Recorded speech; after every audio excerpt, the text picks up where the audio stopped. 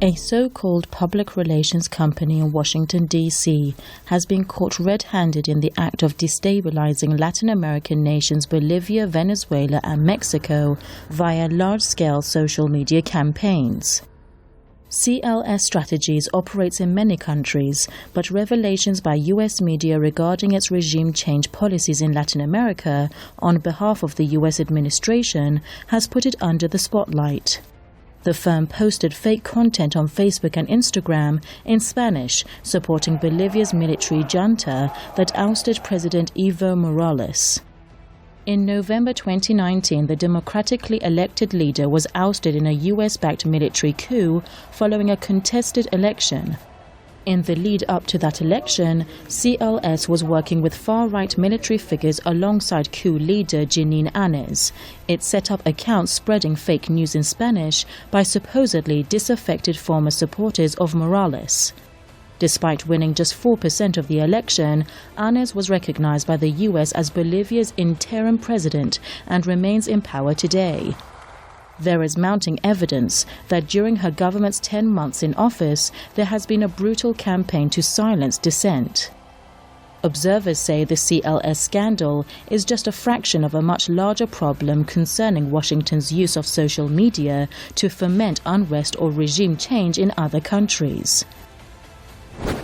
This is what the U.S. government, every administration, Democrat and Republican, and every arm of U.S. intelligence agencies have done for decades.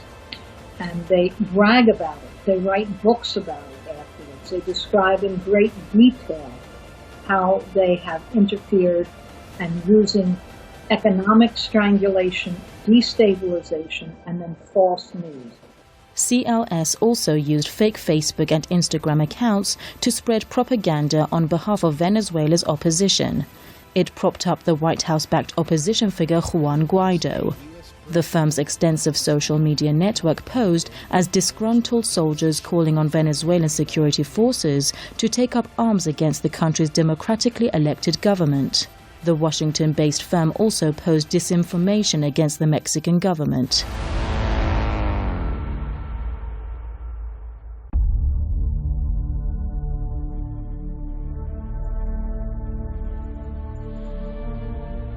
In a report, Facebook said CLS accounts violated its policy against foreign interference or coordinated inauthentic behavior on behalf of a foreign entity based in the US.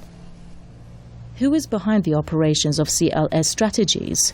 The company employs former government officials such as Mark Feuerstein. He oversaw Latin American policy for the Obama White House and reportedly spearheaded a campaign of coup attempts by the Trump administration. A senior advisor to the company is David Romney, who had multiple roles during different U.S. administrations. The firm's co-founder, Peter Schechter, is also the founding director of the Atlantic Council, a think tank funded by the U.S. government. CLS reportedly has extensive links to the Democratic Party, reflecting the bipartisan consensus on regime change. It's very boldly asserted in the Trump administration, without a doubt. They make no effort to even give the pretense of an interest in democracy anywhere in the world. But it was no different in the Obama administration, no different Clinton or Bush. It all highlights how the U.S. does exactly what it alleges its adversaries like Russia and China do: interfere in other countries' domestic affairs to install their preferred candidates in power. This is standard procedure. If the U.S. is involved in any operation around the world, the first thing they will claim is that this is the act that someone else is doing, that they're simply taking defensive measures. And that is not true. Many countries have accused Washington of resorting to cyberspace to spread disinformation campaigns and other forms of propaganda. Just this week, the president of Belarus accused the U.S. of using social media platforms to orchestrate the post-election protests by the country's opposition. Alexander Lukashenko says American centers in nearby Poland and the Czech Republic are using social media to play a leading role in the unrest. In September 2019, Russia accused US technology giants Facebook and Google of publishing political advertising during its regional elections. Iran has on multiple occasions accused Washington of using social media to spark unrest inside the country.